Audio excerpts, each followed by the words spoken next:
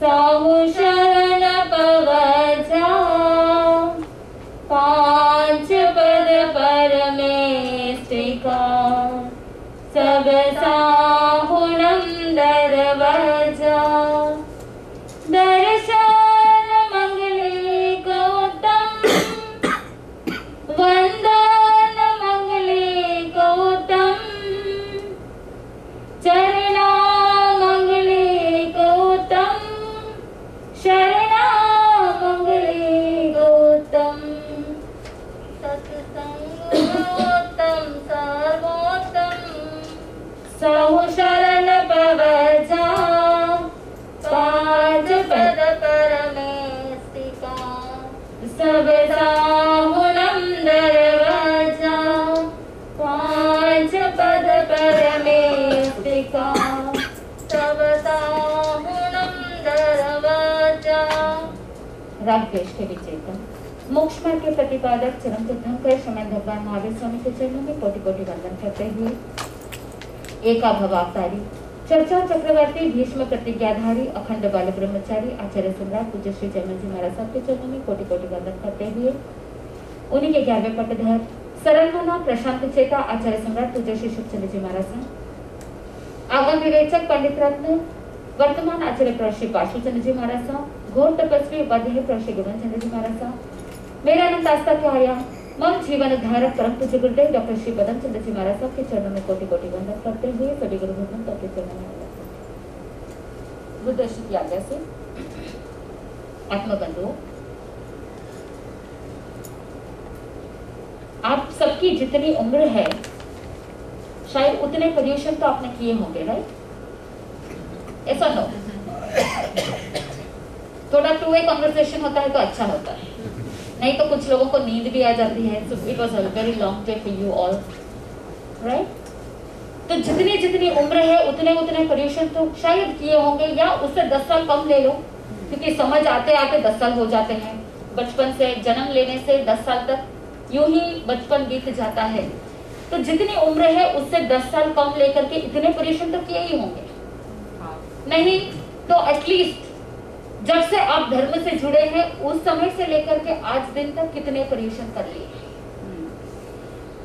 लेकिन पर्यूषण का महत्व क्या है, ये पर्यूषण महापर्व क्यों है, Why it is called a spiritual journey?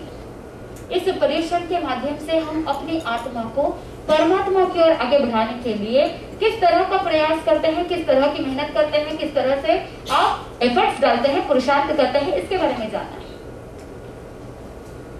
कभी चिंतन किया कि पर्यूषण के 8 दिन ही क्यों? श्वेतांबर परंपरा के अंदर 8 दिन, दिगंबर परंपरा के अंदर 10 दिन। What is the logic? क्यों पर्यूषण पर्व मनाया जा रहा है? क्या कर रहे हैं? What is the essence of Paryushan? तो इस सेशन के माध्यम से हम ये जानेंगे कि पर्यूषण महापर्व, इसको महापर्व क्यों कहा, इसको one of the greatest festival क्यों कहा? क्योंकि त्योहार तो बहुत होते हैं कि नहीं होते? तो आज हम जानेंगे कि पर्व क्या है, त्योहार क्या है, और ये पर्यूषण महापर्व हमारे जीवन में इतना इम्पोर्टेंट क्यों है। जैसे जितने भी पर्वत होते हैं उन सभी पर्वतों में मेरु पर्वत सबसे श्रेष्ठ माना जाता है। जिस तरह से सभी त्योहार होते हैं, सभी पर्व होते हैं, उन सभी पर्वों में राजा कौन? पर्यूषण। जिस तरह से सभी पर्वतों में मेरु पर्वत श्रेष्ठ है, ठीक उसी प्रकार पर्यूषण भी सबसे ज्यादा श्रेष्ठ है।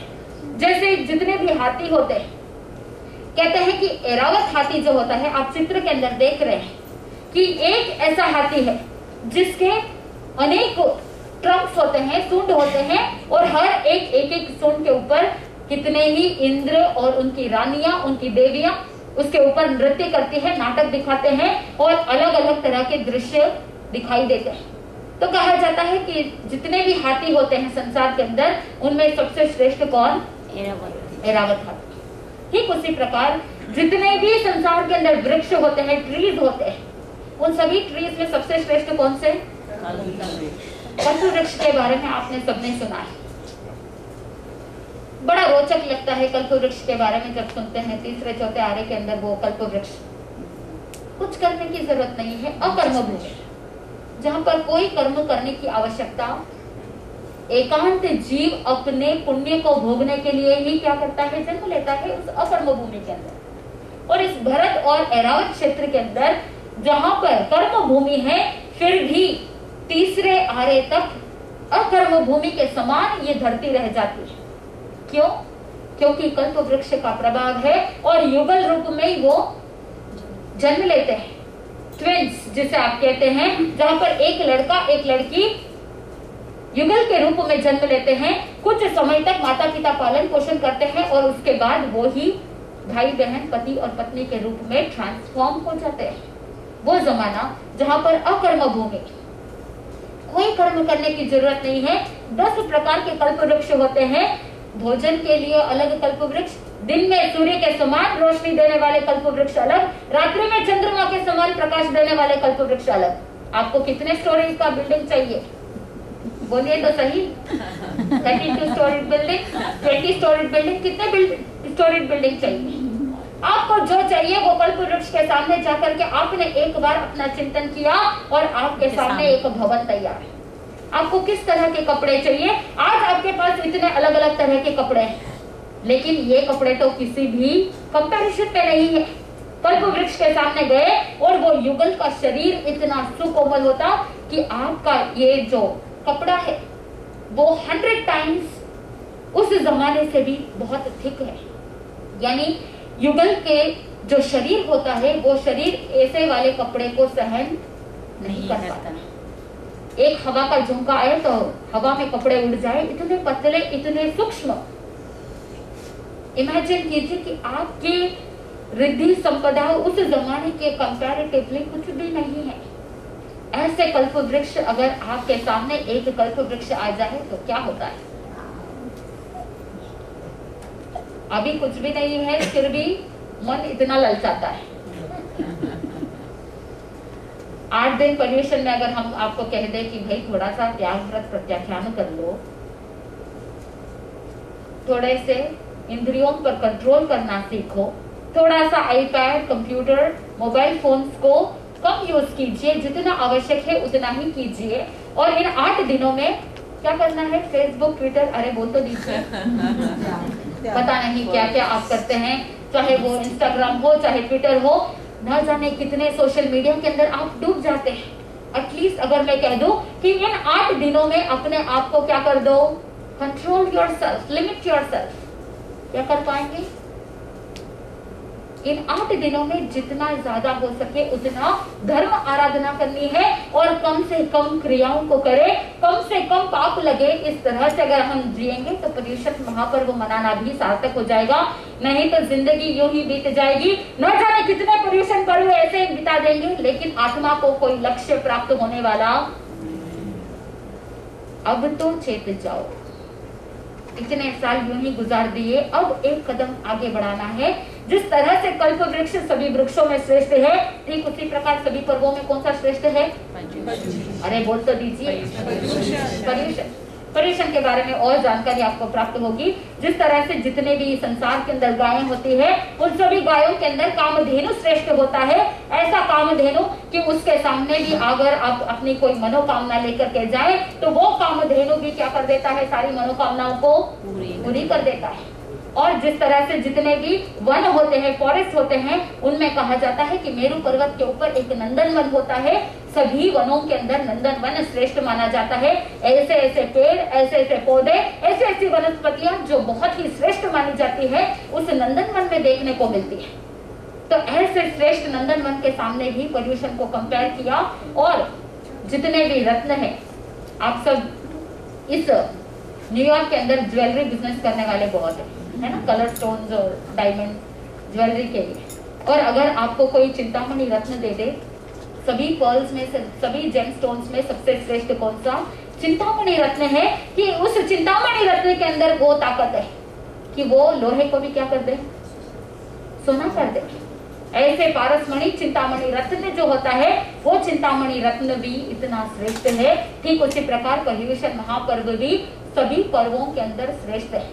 वैसे तो कितने ही पर्व आते हैं, कितने ही फेस्टिवल्स आते हैं, लेकिन ये सारे पर्व क्यों मनाए जाते हैं? To bring one some change in yourself. ये पर्युषण महापर्व इसीलिए आता है कि आप अपने जीवन में कुछ ना कुछ ट्रांसफॉर्मेशन लाए, कुछ ना कुछ ऐसा रूपांतरण करें कि आप पहले कल किस तरह के थे आज उस तरह से नहीं रहना। Every day in every way you are actually becoming better and better. पर्व का यही लक्ष्य है कि आप अपने जीवन को रूपांतरण करें। वैसे पर्वों को क्यों मनाया जाता है? Why do you celebrate all this festivals? जब भी कोई पर्व आता है, जब भी कोई त्योहार आता है, आपके मन में एक उत्साह रहता है। थोड़े दिन पहले कृष्ण जन्माष्टमी गए, तो जो जन्माष्टमी मनाते हैं उनके मन में अलग उत्साह था। और उससे थोड़े दिन पहले कौन सा त्योहार मनाया था? रक्षाबंधन। बहन अपने भाई की सुरक्षा के लिए कामना करती है। तो अनेक इस तरह के त्योहार मनाए जाते हैं और इन त्योहारों के अंदर आपके मन में एक नई उमंग, एक नया उत्साह, एक नया जोश, नई रोशनी। इस हेक्टिक लाइफ के अंदर, इस डेली डेड रूटीन के अंदर आप कुछ ना कुछ चेंज देखना चाहते हैं, इसीलिए आप इन सब त्योहारों को। वैसे जिंदगी में साल भर अगर भाई बहनों को एक दूसरे के लिए टाइम नहीं हो, लेकिन रक्षाबंधन के दिन क्या करते हैं? अरे बोल तो दीजिए, रक्षाबंधन के दिन टाइम निकालते हैं। लेकिन ये तो 21st सेंचुरी है, रक्षाबंधन के दिन कोई टाइम नहीं निकालता है। वीकेंड हो तो रक्षाबंधन, और वीकेंड नहीं है तो वीकेंड के लिए वेट करेंगे, या तो पहले मना लेंगे या बाद में मना लेंगे। वो जमाना गया कि जिस समय जब जो त्योहार था उस समय मना लो। आपका बस चले तो पर्युषण को भी क्या कर दो? अरे बोलो तो सही। आपका बस चले तो इसको भी तरोड़ मरोड़ कर देंगे। आप अपने अनुसार त्योहार और पर्वों को ढाले। अगर आप सब कुछ अपने अनुकूल करने के लिए अगर जाएंगे तो अपने आत्मा का जो लक्ष्य है वो लक्ष्य तो समाप्त हो जाएगा। ये पर्युषण महापर्व किस तरह से, जैसे आपके गाड़ी के टायर्स के अंदर अगर हवा खत्म हो गई है या कम हो गई है, क्या आप गाड़ी चला पाएंगे? नहीं चला पाएंगे। क्या करेंगे? फिर से उसको हवा भराएंगे और टायर को व्यवस्थित करेंगे। जैसे आपकी गाड़ी के अंदर फ्यूल खत्म हो गया है, गैस खत्म हो गया है, what do you do? You will fill the fuel, right? अगर कार के अंदर आपने गैस नहीं भरी तो क्या आपकी कार चलेगी? No. इलेक्ट्रिक गाड़ी हो तो अगर कोई कह देगा हाँ मुझे गैस भरने की जरूरत नहीं है, मेरी तो टेस्ला है, इलेक्ट्रिक गाड़ी है, फिर भी उसको कहीं ना कहीं चार्ज स्टेशन पे चार्ज तो करना ही पड़ेगा। ठीक उसी प्रकार हमारी आत्मा को भी क्या चाहिए? ये पर्युषण पर्व हमको अपनी आत्मा को, अपने बॉडी को चार्ज करने के लिए एक अवसर देता है, एक मौका देता है, ताकि इस पर्युषण के समय में हम अपने आत्मा का पोषण करते हैं और अनुकंपा की भावना रखते हुए जिनको भी जो भी जरूरत है उन जरूरतमंदों को भी हम हेल्प करते हैं। जैसे कोई नीडी पर्सन है, कोई भूखा है, तो हम क्या करते हैं? पेट भरने के लिए भोजन देते हैं। ठीक उसी प्रकार आपने अपने शरीर को तो भोजन दे दिया, लेकिन आत्मा को क्या दिया? आज दिन तक आपने अपनी बॉडी का ही ध्यान रखा, बॉडी को ही आपने सब कुछ दिया, बॉडी को भोजन दिया। अगर चमड़ी खराब हो रही है, आगे विंटर आने वाला है, तो पहले से ही आप ध्यान रखोगे। कॉस्को में बहुत बड़े बड़े सेल्स आ रहे हैं, तो आप क्या करोगे? अरे बोलो तो सही, तैयारी तो करोगे कि नहीं करोगे? या पुराने साल, पिछले साल के ही ओवरकोट जैकेट्स पहन लोगे? ट्रेंड बदलता है तो आप क्या करोगे? चेंज करेंगे। You will change according to the trend. But what about your soul? What about your karmas? What about your bondages? What about the situations in life? आपके जीवन में इस तरह की परिस्थिति आती है, सिचुएशंस आते हैं, ऐसी ऐसी मुश्किलें आती है, कभी कभी दुविधाएं आ जाती है। It is very difficult for you to make decisions. What do you do that time? क्या करोगे? क्या अपनी आत्मा को परिवर्तित करने के लिए थोड़े से एफर्ट, थोड़ी सी मेहनत, थोड़ा सा प्रयास किया? कितने पर्युषण चले गए? संवत्सरी के दिन प्रतिक्रमण करते हैं और उस समय आपको बोला जाता है, इंस्ट्रक्शन दिया जाता है कि जब कभी भी मिच्छामि दुक्कडम आए तो क्या करना। और क्यों दे रहे हैं वो नहीं पता है, बस मिच्छामि दुक्कडम देने को बोला है, दे दिया। काम आपको बताएंगे प्रतिक्रमण के अंदर आप क्या क्या करते हैं, हमको सब पता है, आगे बताएंगे।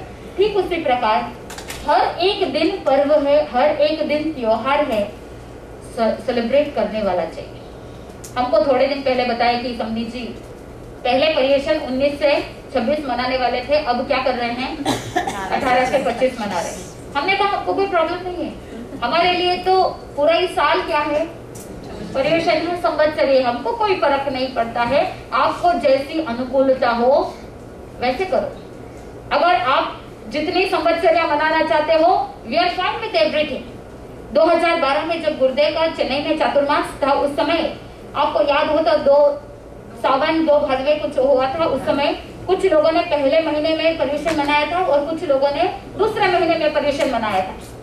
गुरुदेव ने कहा कि हम जैसे गुरुदेव अपनी परंपरा के अनुसार पहले जो आता है धर्म कार्य को पीछे के लिए कभी छोड़ना नहीं चाहिए, उस लक्ष्य को लेकर के गुरु आज्ञा से उन्होंने पहले जो पर्युषण में पर्युषण मनाया था। और दूसरे महीने के अंदर क्या हुआ कि कुछ संप्रदाय के लोगों ने आकर के गुरुदेव से विनती की, गुरुदेव हमारा पर्युषण दूसरे महीने में है, क्या आप हमारे लिए पुनः अंतगढ़ सूत्र का वांचन करेंगे, क्या हमारे लिए आप पर्युषण पर्व को मनाएंगे? तो गुरुदेव ने कहा क्यों नहीं मनाएंगे। अगर इस पर्युषण के निमित्त से ज्यादा तपस्या होती है, इस पर्युषण के निमित्त से अगर ज्ञान ध्यान ज्यादा होता है, इस पर्युषण के निमित्त से अगर कोई व्यक्ति अपने जीवन को ट्रांसफॉर्म करता है, 1 नहीं 2 नहीं, हम तो क्या कर सकते हैं साल भर भी पर्युषण मना सकते हैं। उस साल 2 पर्युषण गुरुदेव ने मनाए थे। कहने का तात्पर्य यही है कि हर एक दिन त्योहार है, हर एक दिन पर्व है, मनाने वाला चाहिए, सेलिब्रेट करने वाला चाहिए। अगर आप अपने जीवन में ये पॉजिटिव थिंकिंग रखते हैं, every day is a new day for me, every day is a celebration for me, क्या आप डिप्रेशन में जाएंगे? No, you will celebrate your life the way it is coming to you. ठीक उसी प्रकार अपने जीवन को आगे बढ़ाने के लिए हर एक दिन को नया समझ करके, हर एक दिन को एक नया तोहफा समझ करके उसको अच्छे से जीवन जीने का प्रयास करना चाहिए।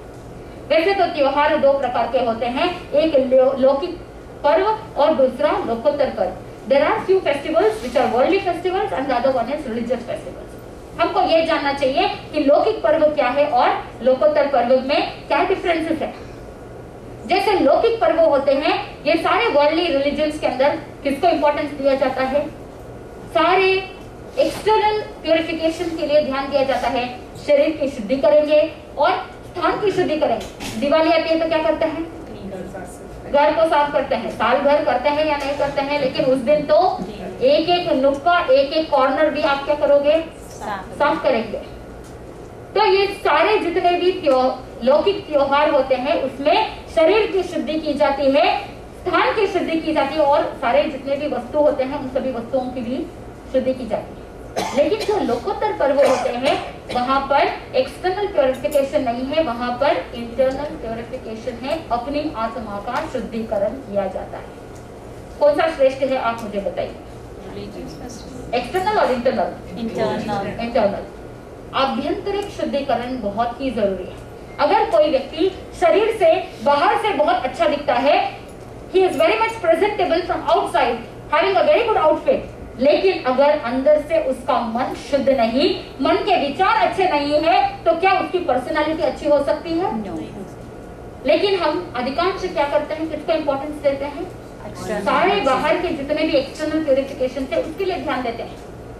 स्नान किया या नहीं किया, अच्छे से बाल बनाए नहीं बनाए, इन सब के बारे में ध्यान देते हैं, लेकिन आत्मा के बारे में, मन के अंदर विचारों के बारे में चिंतन अधिकांश नहीं करते। लौकिक पर्व के अंदर 3 चीजों की हार हो जाती है, हेल्थ, वेल्थ और टाइम। लेकिन इस लोकोत्तर पर्व के अंदर क्या होता है? सारा गेन ही गेन है, कुछ लॉस नहीं है। लौकिक पर्व के अंदर काफी सारे लॉस हो सकते हैं, लेकिन लोकोत्तर पर्व के अंदर गंवाने को कुछ भी नहीं है, खोने के लिए कुछ भी नहीं है। और लौकिक पर्व के अंदर आप अपने शरीर को डेकोरेट करेंगे, शरीर को सजाएंगे दजाएंगे, लेकिन लोकोत्तर पर्व के अंदर आप किसको सजाते हैं? अपनी आत्मा को सजाते हैं, अपने भीतर एक शुद्ध आत्मा का चिंतन करते हैं। और लौकिक पर्व के अंदर कर्मों का बंधन होता है और लोकोत्तर पर्व में कर्मों का क्षय होता है। इधर लौकिक पर्व के अंदर एंटरटेनमेंट होता है और वहां पर इटर्नल ब्लेस यानी आत्मा का वो अटूट आनंद की अनुभूति होती है। आपका वो बाहर का आनंद कितने समय तक रह सकता है? How long can the entertainment stay with you? Temporary, थोड़ी देर के लिए, जब तक आपका फन टाइम है, जब तक एंटरटेनमेंट चलता है तब तक आपको अच्छा लगता है और उसके बाद आप वापस जैसे थे वैसे ही बैक टू पेविलियन। लेकिन लोकोत्तर पर्व के अंदर इस तरह का आनंद का अनुभव होता है, ऐसा आनंद जो वापस समाप्त नहीं होता है, वो हमेशा के लिए बरकरार के रहता है। और लौकिक पर्व के अंदर आप देखते हैं कि फन होता है, एंटरटेनमेंट होता है, लेकिन लोकोत्तर पर्व के अंदर त्याग होता है और तपस्या होती है। कहते हैं त्योहार देते हैं तीनों तरफ से हार। सबसे पहला है स्वास्थ्य से हार। जैसे उदाहरण के लिए बहुत सारे जो भी आप त्योहार मनाते हैं उसमें स्वास्थ्य से हार कैसे होती है कि बहुत अच्छे मिठाइयाँ पकवान और बनते हैं। अब पर्यटन के टाइम में अगर मैं आपको मिठाई और पकवान के बारे में बात करूँ तो थोड़ा सा अटपटा भी लग सकता है। लेकिन जब भी कोई लौकिक पर्व होता है तो आप क्या करते हैं, घर के अंदर बहुत सारे व्यंजन बनाते हैं, चाहे वो आप ये भी ध्यान नहीं रखते हैं कि कहीं कोई विपरीत भोजन हो रहा है। एक तरफ आप रसमलाई भी खा रहे हैं और दूसरी तरफ आप दही वड़े भी खा रहे हैं। जो विपरीत भोजन है, जो खाने योग्य नहीं है, उसको भी आप क्या कर देते हैं, खा लेते हैं। और कुछ ऐसा भी होता है, कुछ ऐसे भी लौकिक त्योहार भी होते हैं जहाँ पर आप एक दूसरे के घर पे विजिट करते हैं और उस समय जब आप विजिट करते हैं या पार्टीज मनाते हैं उस समय भी आपका भोजन का ध्यान कोई ऐसे नहीं रहता है। अगर 50 आइटम बनी है तो आपको लगता है कि सारी आइटम किसके लिए बनी है, हमारे लिए ही बनी है, इसीलिए क्या करना चाहिए, 50 आइटम से क्या करना चाहिए, मना वेस्ट करना चाहिए। दूसरा होता है वहाँ पर ध्यान नहीं रखते हैं कि नहीं करता है सोशलाइजिंग और उसी में काफी सारा समय बर्बाद कर देते हैं, कर्मों का बंधन कर लेते हैं जिससे आत्मा का कोई औचित्य नहीं है। और तीसरा आता है संपत्ति से हार। एक त्योहार मनाने के लिए कितनी तैयारी होती है, अगर घर में कोई ओकेशन है तो कितनी सारी तैयारियां होती है, कितना सारा डेकोरेशन होता है and how much money do you spend on it. इसीलिए अवंकार कहते हैं कि त्योहार देते हैं तीनों तरफ से हार, यानी स्वास्थ्य से भी हार, संपत्ति से भी हार और समय से भी हार माननी पड़ती है। जो लौकिक त्योहार होते हैं वो लौकिक त्योहार किस तरह के होते हैं? There are so many varieties of worldly festivals. सबसे पहला आता है नेशनल फेस्टिवल, जैसे इंडिपेंडेंस डे, रिपब्लिक डे, ये सब आते हैं, ये सारे नेशनल फेस्टिवल्स हैं। दूसरा आता है ट्रेडिशनल कल्चरल फेस्टिवल्स, जैसे दिवाली, होली, रक्षाबंधन, ये सारे के सारे ट्रेडिशनल कल्चरल फेस्टिवल्स हैं। तीसरा आता है सीजनल फेस्टिवल्स, जैसे न्यू ईयर, अभी आप थोड़े टाइम जाएगा तो आप थैंक्सगिविंग मनाएंगे, फिर उसके बाद क्रिसमस के टाइम में आप लोग इस देश के अंदर रहते हैं इसीलिए भले ही आपके कल्चर में नहीं हो, भले ही आप जैन होने के नाते आपको क्रिसमस से कोई लेना देना नहीं है, फिर भी आपके मन में क्या रहता है, ठीक है, माहौल बाहर का ऐसा रहता है इसलिए आप भी क्या करते हैं, समय पे चांस मारते हैं। इस बहाने कोई नए कपड़े आते हैं, इस बहाने बच्चों को कुछ टॉयज आते हैं और तो और हैलोवीन वो भी मना लेते हैं। तो ये सारे वर्ल्डली फेस्टिवल्स आत्मा का कोई औचित्य, आत्मा को कोई लाभ नहीं है। और कुछ ऐसे ओकेशनल फेस्टिवल्स आते हैं जैसे बर्थडेज, एनिवर्सरीज, तो इसमें भी आप बाहरी लक्ष्य। और लास्टली आता है social festivals, Father's Day, Mother's Day, Friendship Day और न जाने कौन कौन से डे आप मनाते हैं। इन सब दिनों के अंदर ये सारे बहाने हैं, अगर गहराई से चिंतन करो तो ये सब कुछ एक मार्केटिंग है, एक नेटवर्किंग है। इस बहाने लोग क्या करते हैं, क्या आप अपने जीवन में कभी माता पिता को याद नहीं करते हैं? क्या आपको फादर्स डे की जरूरत पड़ती है? क्या आप अपने माता को ध्यान नहीं रखते हैं? क्या आपको मदर्स डे की जरूरत पड़ती है कि सिर्फ मदर्स डे के दिन आपको अपनी मम्मी का इंपॉर्टेंस महसूस होता है? It is not that way. Every day father and mother are very important. लेकिन ये तो सिर्फ एक मार्केटिंग है कि फादर्स डे के बहाने वो क्या कर रहे हैं, बिजनेस कर रहे हैं, और आप क्या कर रहे हैं, you are fooling around your own self. ये सारे जितने भी लौकिक पर्व है, लौकिक त्योहार है, इसमें आत्मा का कोई फायदा नहीं। इसमें न तो आपका कोई समय का फायदा है, ना ही स्वास्थ्य का फायदा है और ना ही संपत्ति का कोई फायदा है। Worldly festivals give you loss in time, health and wealth. लेकिन ये जो रिलीजियस फेस्टिवल्स है, जो पर्व है, आज दिन तक आपने पर्व माना, पर्यूषण को पर्व माना है, लेकिन पर्व का अर्थ क्या है ये भी नहीं जाना है। कितनी बार आप पर्व तिथि कहते हैं, जैसे बीज है, पांचम है, अष्टमी है, चौदस है, एकादशी है, इन सबको आपने पर्व तिथि माना। क्यों? वाई? ज्ञानी पुरुष कहते हैं कि जनरली आयुष्य कर्म का बंधन इन पर्व तिथियों के दिन या पर्यूषण के समय में ज्यादा होता है, इसीलिए इन पर्व तिथियों के दिन ज्यादा से ज्यादा धर्म आराधना करनी चाहिए। और ये सारे पर्व तिथि सन और मून के जो मूवमेंट्स होते हैं उसके ऊपर डिपेंड करता है। और साथ में हर 15 दिन में उसको पाक्षिक पर्व कहते हैं। ये भी पर्व है। 15 दिनों में जो भी आपके नियम के अंदर कोई दोष हुआ हो, कोई गलतियां हुई हो, अगर रोज नहीं कर पाते हैं तो एटलीस्ट 15 दिन में एक बार वो पाक्षिक पर्व के दिन आप अपने गलतियों को सुधारने का प्रयास करते हैं, पाक्षिक प्रतिक्रमण करते हैं। और 15 दिन में नहीं होता है तो चातुर्मासिक, उसको भी पर्व का है कि 4 महीने के अंदर यानी एक साल में 3 चातुर्मासिक होते हैं। चातुर्मास स्टार्ट होता है उस समय एक फाल्गुन चातुर्मासी यानी होली के दिन जो होली चातुर्मासी होती है फाल्गुन के महीने के अंदर, एक सावन महीने के अंदर आषाढ़ में जो होता है, और बाद में कार्तिक महीने के अंदर जो चातुर्मासी होती है। 4 महीने के अंतराल में एक साल में 3 चातुर्मासी होते हैं। और 4 महीनों में जो भी पाप कर्म हुए हैं, जो भी पाप दोष लगे हैं, उनको मिच्छामि दुक्कडम देते हुए अपनी आत्मा को क्या करते हैं? शुद्ध करते हैं। और अगर संवत्सरी एक साल में एक बार आता है, उस संवत्सरी को भी क्या कहा? पर्व का। तो इन सारे पर्वों को हम मनाते हैं। पर्व और पर्यूषण और दूसरे सारे फेस्टिवल्स में क्या अंतर है? जैसे रक्षाबंधन अभी अभी आपने थोड़े दिन पहले मनाया, उस रक्षाबंधन के अंदर आप एक रेजोल्यूशन लेते हैं, आप एक संकल्प लेते हैं कि हर एक भाई एक संकल्प लेता है। जब बहन एक धागा बांधती है उस समय भाई को संकल्प लेना होता है कि वो अपनी बहन की क्या करेगा? रक्षा करेगा। लेकिन पर्यूषण के दिन आपको संकल्प लेना है कि आप किसकी रक्षा करेंगे? अपनी आत्मा की रक्षा करेंगे। इतने साल हो गए, कितने लोगों ने ऐसा संकल्प लिया कि मैं अपनी आत्मा का रक्षा करूंगा? कभी मन में यह संकल्प किया था कि let me protect my soul from all the sins, let me protect my soul from all the wrong doings? कितनी बार ऐसे संकल्प हमने किया?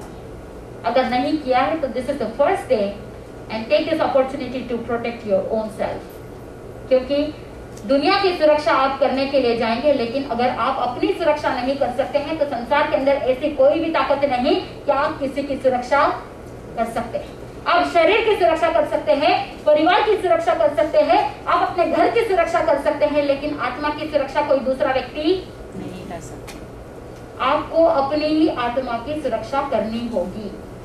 और दिवाली के समय में आप दिए जलाते हैं, यू लाइट द लैम्प्स। क्यों दिए जलाते हैं? ताकि अंधेरे को क्या करना है? दूर करना है, अंधकार को दूर करना है। और इस पर्यूषण के समय में कौन सा अंधकार दूर करना है? आत्मा के साथ जो अज्ञानता का अंधकार छुपा हुआ है, उस अंधकार को ज्ञान से दूर करना है। सम्मिल जी आपको बता रहे थे कि इस आत्मा के साथ ज्ञानावर्ण कर्म, अनंत कर्म इस आत्मा के साथ लगे हुए हैं, और ये ज्ञानावर्ण कर्म बार बार इस आत्मा के ज्ञान गुण को ढक देता है। और इस पर्यूषण के समय में आपको संकल्प लेना है, आपके मन में इस तरह का एटीट्यूड जगाना है कि मैं अपनी आत्मा में अज्ञान रूपी अंधकार को दूर करके ज्ञान रूपी प्रकाश को क्या करूं? इस भीतर ऐसा दिया जलाऊं कि ज्ञान प्रज्वलित हो। तीसरा त्योहार आता है होली। होली के दिन आप देखते हैं कि आप होलिका जलाते हैं। वो ट्रेडिशन है, उसके पीछे दूसरा लक्ष्य है। उस समय जो भी कोई वेस्ट है, क्योंकि होली के बारे में अगर मैं बोलने जाऊं तो पूरा 1 घंटा उसी में बोल सकते हैं कि होली के दिन का लक्ष्य क्या है, एक्चुअल होली क्या होनी चाहिए, स्पिरिचुअल होली का क्या लक्ष्य है। वो सब हम जब इंडिया के अंदर होली चतुर्मास करते हैं उस समय होली के दिन उस होली के महत्व को समझाते हैं। होली के दिन आप वेस्ट मटेरियल्स को और भी जो भी पदार्थ है जो आपको नहीं चाहिए, लकड़ियों को और भी काफी सारी चीजों को आप जलाते हैं। लेकिन इस पर्यूषण के दिन आपको क्या करना है? कर्मों को जलाने का लक्ष्य रखना है। का अर्थ क्या है? पर्व यानी पवित्र, प्योरिटी। पर्व अपने आत्मा को प्योरीफाई करता है। पर्व यानी चैप्टर। जिस तरह से महाभारत के अंदर जो भी चैप्टर्स होते हैं उसके नाम आते हैं, जैसे शांति पर्व, तो चैप्टर को पर्व का, पर्व is the most important chapter in life. और तीसरा अर्थ होता है पर्व यानी पौरवे, सेक्शन। जैसे आप पिक्चर के अंदर भी देख रहे हैं कि एक शुगर केन है, इसके अंदर आप क्या देख रहे हैं? यहाँ पर सेक्शंस देख रहे हैं, और एक उंगलियों के अंदर भी क्या देख रहे हैं? सेक्शंस देख रहे हैं, जिनको पौरवे कहते हैं। इनको भी पर्व कहा जाता है। तो अब पर्व के बारे में जाना, तो पर्यूषण का अर्थ क्या है? पर्यूषण शब्द को अगर स्प्लिट करते हैं, परि यानी कंप्लीटली, उष यानी जलाना, और अन प्रत्यय लग जाता है। पर्यूषण यानी आत्मा के साथ जो कर्म लगे हुए हैं उनको संपूर्ण रूप से जला देना, उसी का नाम पर्यूषण है। दूसरा अर्थ होता है परि, उसको स्प्लिट करने का लक्ष्य है परि प्लस वस और अन प्रत्यय लगता है। परि यानी पास में, वस यानी वास करना, बस जाना, निवास करना। किसके निकट वास करना? अपनी आत्मा के निकट वास करना। सुबह जिस समय 10:30 से 12 बजे तक जो प्रवचन की श्रृंखला चलती है, हर साल कल्पसूत्र का वाचन होता है। सुन सुन करके आपके भी कान क्या हो गए हैं? पक गए हैं, नहीं? हर साल कल्पसूत्र, हर साल भगवान महावीर स्वामी, हर साल अहिंसा, अपरिग्रह, आचार्य, ब्रह्मचर्य, यही बातें सुनने को मिलती है। बोलते हैं कि नहीं बोलते? मन में विचार आता है। Basic principles will never change. लेकिन इस साल हमने विचार किया, हमने चिंतन किया कि कल्पसूत्र के बारे में आपने बहुत सारा चिंतन किया, क्यों ना हम एक और आगम अंतगढ़ सूत्र के बारे में भी चिंतन करें। तो प्रातःकाल जब प्रवचन होता है तो अंतगढ़ सूत्र के अंदर जो 90 चारित्रात्मकों का वर्णन आता है उसके बारे में विवेचन चल रहा है। और अगर आपके पास समय हो तो सुबह क्या करना? अंतगढ़ सूत्र का वाचन, अंतगढ़ सूत्र के बारे में भी प्रवचन सुनने का लक्ष्य रखना, क्योंकि एक एक ऐसे चारित्रात्मा, 90 चारित्रात्माओं का वर्णन, और सभी के सभी कहाँ जा रहे हैं? उसी भाव में मोक्ष जा रहे हैं। उनका जीवन कैसा था? उनका जीवन कितना निर्मल था, जिसके कारण से उन्होंने अपने आत्मा का कल्याण कर लिया। अंतकृत यानी जिन्होंने अपनी आत्मा का अंतकृत कर दिया। ऐसे अंतगढ़ सूत्र का विवेचन चल रहा है, तो आप सबको भी लाभ लेना चाहिए। बाकी आपकी आत्मा, आपके कर्म और आपका धर्म, आपकी जैसी अनुकूलता हो उस तरह से आप अपने आप को आगे बढ़ा सकते हैं। तो यह पर्यूषण पर्व आपको अलग अलग तरह के नाम से इस पर्यूषण पर्व को जाना जाता है। There are so many synonyms. अगर मैं एक एक कोट करती जाऊं तो भी समय कम पड़ जाता है। कुछ ऐसे मैंने सिलेक्ट किए हैं जिसमें बताया जाता है पर्युषणा। आप कहते हैं ना पर्युषण, पर्युषणा यानी पर्युपासना, वर्शिपिंग द सोल, देव गुरु धर्म की आराधना करना, उसी का नाम पर्युपासना है। इसलिए वो प्राकृत शब्द है पर्युषणा। दूसरा आता है पर्युशमना यानी पर्युपशमन, यानी अपने आत्मा के साथ जो कषाय लगे हुए हैं उसको क्या कर देना? उपशमन कर देना, यानी you subsidize all the passions, anger, deceit, greed, conceit, इन सभी कषायों को क्या कर देना है? उपशमन कर देना है। तीसरा आता है ठवना। ठवना यानी स्थापना। जैसे 4 महीने का एक स्टे होता है, मेजर कल्प होता है। साधु साध्वी वैसे तो मैक्सिमम मिनिमम 1 महीना एक स्थान पर रुक सकते हैं और मैक्सिमम एक स्थान पर 4 महीने के लिए रुक सकते हैं। इसीलिए पर्युषण का दूसरा नाम भी बताया जाता है ठवना या स्थापना। और एक आता है पर्याय ठवना, यानी हर एक साधु अपने जीवन में जितने पर्युषण मनाते हैं उतने उनकी साधु पर्याय अवस्था मानी जाती है। उसको कहते हैं पर्याय ठवना, यानी उनके साधु की पर्याय कितनी है उसके ऊपर डिपेंड करता है। उसके बाद दूसरा सिनोनिम आता है पढ़म समोसरन, यानी जो प्रावृत्त वर्षावास होता है, सावन और भाद्रे का महीना होता है, जब वो प्रथम वर्षावास कंप्लीट होता है उसके बाद जो फर्स्ट डे होता है आफ्टर कंप्लीटिंग प्रावृत्त वर्षावास, उसे कहते हैं पढ़म समोसरन।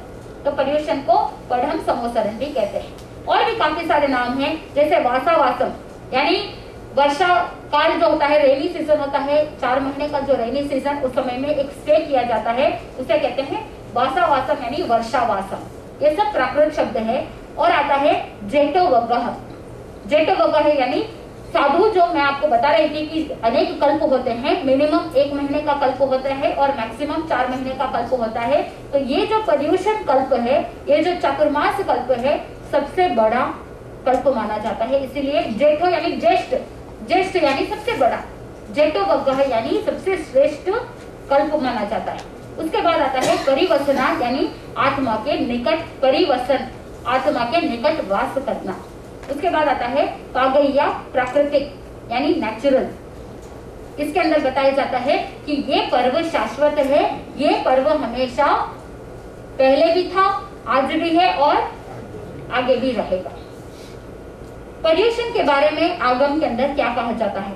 समवाय सूत्र के 70वें समवाय के अंदर बताते हैं कि 1 महीना और 20 दिन यानी 50 दिन कंप्लीट होने के बाद, जब चातुर्मास के 50 दिन कंप्लीट होने के बाद जब पीछे 70 दिन बच जाते हैं तो भगवान महावीर स्वामी एक स्थान पर रुक जाते हैं। फर्स्ट 50 डेज आगम के अंदर ये भी कहा जाता है कि अगर साधु को चातुर्मास करने के लिए कोई स्थान नहीं मिलता है तो एक एक वीक, एक एक सप्ताह के अंतराल में वो क्या कर सकते हैं? विहार कर सकते हैं। लेकिन पहले के प्रथम 50 दिन व्यतीत होने के बाद अगर कोई चातुर्मास का स्थान नहीं मिलता है अपवाद मार्ग के अंदर, तो एक वृक्ष के नीचे क्या हो जाना चाहिए? स्थापित हो जाना चाहिए। उसी का नाम पर्युषण। यानी भगवान महावीर स्वामी ने कितने दिन का पर्युषण मनाया था? 1 दिन का Paryushan, 51st day, the first day after completing the 50 days of वर्षावास। लेकिन इसके पीछे 8 दिन क्यों है? Why Paryushan of 8 days? Spiritual evidence मैंने आपको बताया कि भगवान महावीर स्वामी ने सिर्फ 1 दिन का पर्युषण मनाया था। भाद्रपद शुक्ला पंचमी आगम के अंदर उल्लेख आता है। लेकिन 5वें आर्य के इफेक्ट के कारण से, और आप देखते हैं कि आप सांसारिक कार्यों में इतने व्यस्त हो गए हैं तो स्पिरिचुअल प्रैक्टिसेस होती नहीं है, स्पिरिचुअल एक्टिविटीज नहीं होती है, आप धर्म आराधना नहीं कर पाते हैं। इसीलिए पूर्वाचार्यों ने सोचा कि हमको क्या करना चाहिए, जैसे कोई आपके एग्जाम्स होते हैं तो आप पहले क्या करते हैं?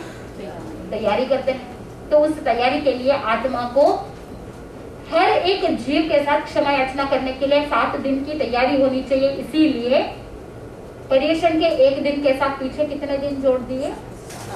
7 दिन। श्वेतांबर परंपरा के अंदर 7 दिन जोड़ दिए और दिगंबर परंपरा के अंदर पीछे 9 दिन जोड़ दिए। इसीलिए 8 दिन का पर्युषण श्वेतांबर परंपरा के अंदर और 10 दिन का पर्युषण दिगंबर परंपरा के अंदर। तो ये 8 दिन क्यों? जैसे कोई ड्रामा होता है, कोई नाटक होता है, कोई शो होता है, तो स्टेज परफॉर्मेंस से पहले आप क्या करते हैं? रिहर्सल करते हैं। और कोई मैच होता है तो आप पहले क्या करते हैं? प्रैक्टिस करते हैं। मिलिट्री के अंदर भी ट्रेनिंग होती है युद्ध में जाने से पहले। तो ये भी क्या है? 7 दिन आपके लिए it's a preparation, it's a rehearsal. किसके लिए रिहर्सल?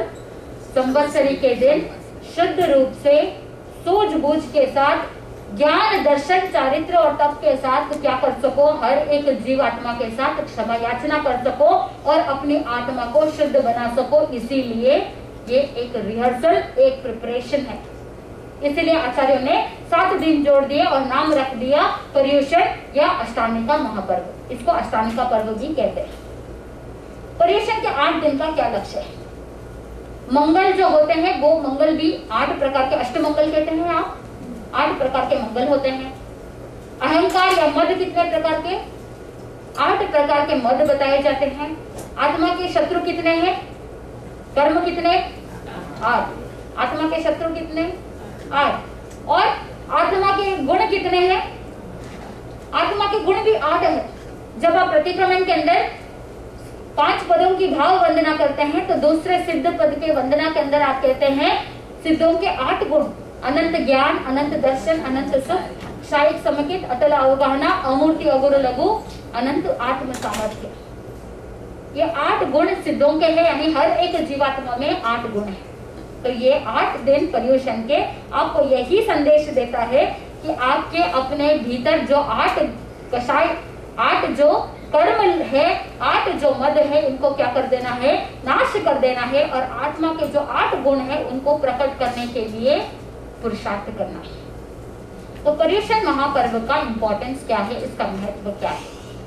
ये एक ऐसा फेस्टिवल है जो अपने आत्मा को जागृत करता है। It is a festival of self awakening. आत्मा के साथ जो पुरुषार्थ करने का लक्ष्य है, इन 8 दिनों में ऐसा माहौल क्रिएट होता है कि आप अपने भीतर आत्मा को साधना की ओर अग्रसर कराते हैं।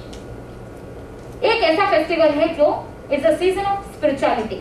अध्यात्म को आगे बढ़ाने के लिए ये एक ऐसा सीजन है। इन 8 दिनों में हर एक व्यक्ति के मन में वो चाहत जागृत हो जाती है, वो उत्साह जागृत हो जाता है ऑटोमेटिकली। थोड़े दिन पहले आपके मन में था पर्यूषण आएंगे तो मैं क्या करूंगी, अरे बोलो तो सही। कितने सारे ऐसे प्लानिंग आपने की थी कि इस बार पर्यूषण में हम ये करेंगे, पर्यूषण में हम ये तपस्या करेंगे, पर्यूषण में हम ये नया ज्ञान सीखेंगे, न जाने कितनी तैयारी।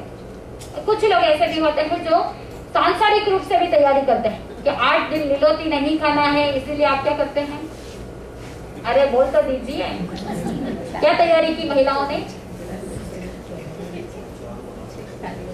जो पाप 8 दिन नहीं करना है, जो पाप 8 दिन नहीं करना है, वो सारा पाप क्या कर दिया पहले से ही।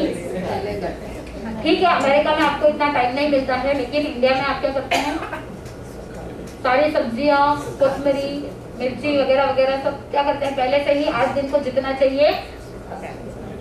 मतलब 8 दिन में जो पाप नहीं करना चाहिए वो सारा पाप आपने पहले से ही। What is the difference? अगर बीच में आयुष्य टूट जाए तो आपका पर्यूषण तो आपने मनाया नहीं, आपने अपने आत्मा की शुद्धि की नहीं, उससे पहले ही आपने इतना सारा आत्मा के साथ कर्मों का बोझ डाल दिया। Is it worth? अगर 8 दिन अगर हरी नहीं खाते हैं, या अगर 8 दिन अगर आपने कोथमरी का प्रयोग नहीं किया, अगर आपने 8 दिन हरी मिर्ची का प्रयोग नहीं किया, तो क्या फर्क पड़ने वाला है? What does it make a difference? ये सारा जितना भी टेस्ट है वो सारा माइंड का स्टेट है। It is all a state of mind. मन को अगर मजबूत कर लेते हैं तो कोई फर्क नहीं पड़ता है। मन को मजबूत करने की ही कला है ये पर्यूषण महापर्व। लेकिन आपने तो गलियां निकाल दी, और अगर आपका बस चले तो हाईवे रोड भी निकाल दो। कैसे ना कैसे करके गली निकाल दो, नहीं ये नहीं वैसा चलता है। और कुछ लोगों को तो हमने देखा है 3 दिन पहले ही टोमेटो की चटनी बना के रख दी, 3 दिन पहले ही हरी चटनी बना के रख दी, 3 दिन बाद तो वो क्या हो जाता है, अरे बोल तो दीजिए। करने वाले आप हैं, हम तो नहीं करते हैं। अगर आप ये सारे कार्य नहीं करते हैं तो बहुत ही अच्छी बात है।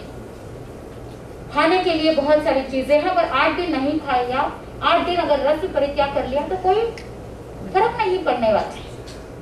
इसीलिए ये लक्ष्य रखना कि मैं पर्यूषण की तैयारी अगर करूं तो ऐसी करूं कि मुझे पाप कार्य नहीं, धर्म के कार्य को बढ़ाना है। कितने लोगों ने ऐसी तैयारी की कि 8 दिन पर्यूषण के आ रहे हैं तो मैं अपने साथ मुख वस्त्रिका को तैयार करूं। कितने लोग ऐसे थे? मुख वस्त्रिका, मुखपति। स्थानकवासी है तो मुंह पे लगाएंगे, और मंदिर डेरावासी है तो हाथ में पकड़ेंगे। बट मुख वस्त्रिका, ये मुख वस्त्रिका क्या फर्क पड़ने वाला है? कोई हाथ में पकड़ता है, कोई मुंह पे बांध लेता है, बट उसका औचित्य तो सेम है, उसका लक्ष्य तो सेम है। कितने लोग हैं जिन्होंने ऐसी तैयारी की कि मैं माला को अपने आसन, मुखपति और स्वाध्याय की किताबों को व्यवस्थित करूं। कितने लोगों ने तैयारी की? जब त्योहार आता है ऐसी तैयारी तो आप घर की सफाई करते हैं, लेकिन कितने लोग हैं जो पर्यूषण आने वाला है इसीलिए घर के अंदर जितने भी धार्मिक किताबें हैं उनकी सबकी मैं प्रतिलेख ना कर लूं, कहीं कोई जीव जंतु तो नहीं, कहीं कोई उदयी तो नहीं खा गई। आप तो वैसे तो बहुत ध्यान रखते हैं, लेकिन कितने लोगों ने उन किताबों को टंटोला? कितने लोगों ने चिंतन किया कि 8 दिन मुझे थोड़ा समय मिलने वाला है, मैं कुछ नया ज्ञान सीखूं, मैं कुछ स्वाध्याय करूं? कितने लोगों ने ऐसी तैयारी? सच्ची सच्ची बता, कितने लोगों ने ऐसी तैयारी? त्योहार के लिए कितनी तैयारी हो जाती है, महीने महीने पहले शॉपिंग हो जाती है, लेकिन पर्यूषण पर्व के लिए क्या तैयारी की? खाने पीने के अलावा दूसरी क्या तैयारी की? आप मुझे बताइए। कब ऐसा चिंतन किया कि पर्यूषण पर्व आने वाला है तो मुझे एक लक्ष्य बनाना है कि इस पर्यूषण के पर्व के समय में मैं अगर एक उपवास भी करूं तो ऐसा उपवास करूं कि मैं अपनी आत्मा के निकट रहूं। उपवास, उप यानी निकट और वास यानी वास करना। कितने लोगों ने चिंतन किया कि आज पर्यूषण पर्व प्रारंभ होने वाला है तो मैं एकासन, व्यासन, आयंबिल और भी उपवास आदि कोई भी तपस्या कर रहा हूँ तो एक लक्ष्य के साथ, केवल भूखा रहना तपस्या नहीं है। कितने लोगों ने ऐसी तैयारी की। तो अगमकार कहते हैं कि ये पर्युषण पर्व हमारे भीतर से जैन धर्म को, भीतर से जैनत्व को जागृत करने के लिए ये महापर्व है। और ये महापर्व हमारे भीतर साधर्मिक सेवा, साधर्मिक भक्ति को जागृत करने के लिए एक बहुत ही बड़ा अवसर है।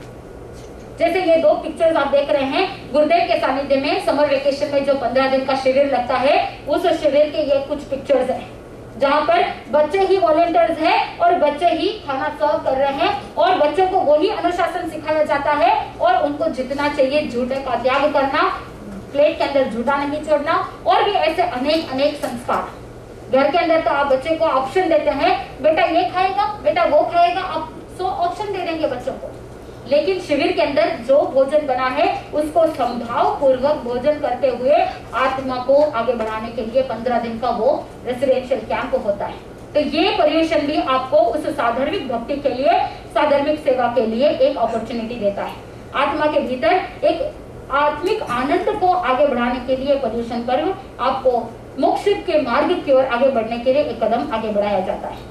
तो ये पर्युषण पर्व एक ऐसा फेस्टिवल है जो आत्मा को स्वयं को देखना है, सेल्फ इंट्रोस्पेक्शन करना है। जब आप मिरर के सामने जाते हैं तो अपने आप को देखते हैं। इस पर्युषण के दौरान आपको अपने आप को देखना है, इस पूरे साल में मैंने किस तरह का जीवन जिया है, किस किस तरह के पाप किए हैं, किस किस तरह के दोष किए हैं, और ये एक ऐसा अपॉर्चुनिटी है अपने आत्मा को बदलने का। इस पर्युषण के माध्यम से आप अपने पास्ट को प्यूरिफाई करेंगे, यानी भूतकाल का प्रतिक्रमण और वर्तमान काल का सामयिक और भविष्य काल का प्रत्याख्यान। प्रतिक्रमण में आप बोलते हैं, उसका औचित्य क्या है? प्रतिक्रमण भूतकाल का होता है, यानी you are purifying your past and you are stepping ahead towards your brighter future. तो ये लक्ष्य है पर्युषण का। तो आप अपने लाइफ को रिव्यू करेंगे। पूरे इस एक साल के अंदर आपको बैलेंस शीट तैयार करना है। इन 8 दिनों में, इन 7 दिनों में ये तैयारी है। आपका पहले दिन का आज का होमवर्क स्टार्ट करना है कि आपने लास्ट ईयर संवत्सरी के बाद जो पहला दिन था, पारने के दिन से लेकर के आज दिन तक आपने जो भी आप एक साल बिताया है उसको रिव्यू करना है। कहाँ कोई दोष लगे, कहाँ कोई पाप हुआ, कहीं कोई हिंसा हुई, कहीं झूठ बोला, किसी को हर्ट किया, you have to prepare your balance sheet. And on the day of Samvatsari, you are nullifying everything by purifying yourself. आपको ये सारे टेक्निक्स बताए जाएंगे कि किस तरह से बैलेंस शीट तैयार करना, किस तरह से अपने कषायों को कम करना, घटाना और अपने आत्मा को प्योरीफाई करना है। तो कौन कौन पर्युषण पर्व को मनाते हैं? केवल जैन नहीं, केवल मनुष्य ही नहीं, इवन देवी देवता भी इस अष्टमी पर्व को नंदीश्वर द्वीप के ऊपर 8 दिन के लिए पर्युषण पर्व मनाते हैं। आगमों के अंदर ऐसा उल्लेख मिलता है। तो ये 5 प्रकार की ड्यूटीज होती है। पर्युषण के समय में 5 प्रकार के कर्तव्य माने जाते हैं, जैसे संवत्सरी का प्रतिक्रमण, साधु साध्वी के लिए केश लुंचन, और उसके बाद तप और आलोचना, सेल्फ इंट्रोस्पेक्शन, जो भी पाप हुए है उसकी आलोचना करना और क्षमा याचना करना। ये सारे 5 ड्यूटीज हैं। और एक श्रावक की ड्यूटी क्या है? दान, शील और तप भावना, इन चारों का अनुसरण करना ही हर एक साधक का कर्तव्य होना चाहिए। किस तरह से दान करते हैं, किस तरह से शील पालते हैं, तपस्या करते हैं और शुद्ध भावना भाते हैं, वो आपके ऊपर डिपेंड करता है। तो सबसे पहला कर्तव्य है संवत्सरी का प्रतिक्रमण। इस प्रतिक्रमण के अंदर अपने साथ जो भी दोष लगे हैं उनको क्लेंस करना है। ये मैंने आपको पहले ही बता दिया था। और कहा जाता है दशाश्रुत स्कंद सूत्र के अंदर 23rd समाचारी के अंदर कहा जाता है कि अगर कोई साधक कोई भी पाप दोष लगा है, कोई भी गलतियां हुई है, दोष लगे हैं, स्खलना हुई है, तो अगर संवत्सरी से भी ज्यादा दिन तक अगर उसको बढ़ाता है, उसका प्रतिक्रमण नहीं करता है, अपने पापों को प्योरीफाई नहीं करता है, तो जो सम्यक्त्व उसको प्राप्त हुआ है उस सम्यक दर्शन को भी वो क्या कर सकता है? He can lose his सम्यक्त्व if he postpone his sins more than Samvatsari.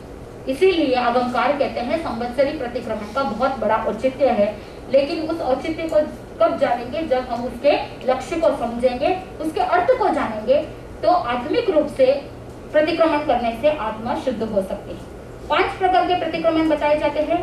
देवस्य जो शाम को डेली करते हैं, रायस्य फोर्टनाइटली यानी सुबह सूर्य उदय से पहले जो प्रतिक्रमण किया जाता है। उसके बाद पाक्षिक पर्व मैंने आपको बताया था 15 दिन में एक बार प्रतिक्रमण किया जाता है। चातुर्मासिक 4 मंथली, संवत्सरी एक साल में एक बार। अगर डेली नहीं कर सकते हैं, फोर्टनाइटली नहीं कर सकते हैं, 15 दिन में नहीं कर सकते हैं, 4 महीने के अंदर नहीं कर सकते हैं, तो कम से कम संवत्सरी के दिन प्रतिक्रमण करना ही चाहिए, भाव सहित शुद्ध रूप से करना चाहिए। दूसरा कर्तव्य आता है केशलोचन। ये भी एक काय क्लेश तप है। कहा जाए आगमों के अंदर कहा जाता है आचरण सूत्र के अंदर कि साधु साध्वी पर्युषण के समय में, संवत्सरी के समय में गाय के जो बाल होते हैं ना, रोम होते हैं, स्किन के ऊपर जो बाल होते हैं उससे बड़े नहीं होने चाहिए। तो साधु साध्वियों का पर्युषण के समय में केशलोचन होता है, जिससे वो अपने आत्मा को शुद्ध भाव की ओर आगे बढ़ाते हैं। सेल्फ इंट्रोस्पेक्शन के बारे में भी मैंने बताया था कि आपको इन 7-8 दिनों में अपने आप को आलोचना करनी है। जो भी कोई दोष लगे हैं उसका आप आलोचना करेंगे। आगमकार कहते हैं कि आलोचना करने से अपने आत्मा के भीतर जो शल्य है, जो दोष है, उन सबको हम निकाल सकते हैं। चौथा कर्तव्य है कर्म तप। तप के माध्यम से आत्मा से कर्मों को क्षय कर सकते हैं। तप एक ऐसी मेडिसिन है जो कार्मिक डिसीजेस को क्षय कर सकते हैं। कुछ ऐसे बीमारियां होती है जो शारीरिक रूप से होती है। There are some physical factors, शारीरिक फैक्टर्स हो सकते हैं, बाहरी एक्सटर्नल फैक्टर्स होते हैं जिससे बीमारी आते हैं। लेकिन काफी बार आप देखते हैं कि कुछ ऐसी बीमारियां होती है, कितना इलाज करा लो फिर भी वो बीमारी जाती नहीं है। That time you have to go back, look into yourself. Those diseases are karmic diseases. कर्म के उदय के कारण से शरीर के अंदर रोग उत्पन्न हो गया है। ये तप ही है जो आत्मा को इन कर्म के बीमारियों को, कर्म रोग से छुटकारा प्राप्त करा सकता है। इसीलिए रिसर्च बहुत सारा चल रहा है कि फास्टिंग क्यों करना चाहिए। कहा जाता है हर एक साधक को एटलीस्ट 15 दिन में एक उपवास तो करना चाहिए, जिससे डाइजेस्टिव सिस्टम को रेस्ट मिलता है। एंड जैसे आप मशीन्स को भी ऑयलिंग करते हैं ना, वैसे ही अपने बॉडी को भी एक अच्छा सिस्टम प्राप्त हो जाता है। तब किस तरह से करना चाहिए? आप जब तपस्या करते हैं इन 8 दिनों में लक्ष्य रखना कि आप प्रमाद को दूर करें।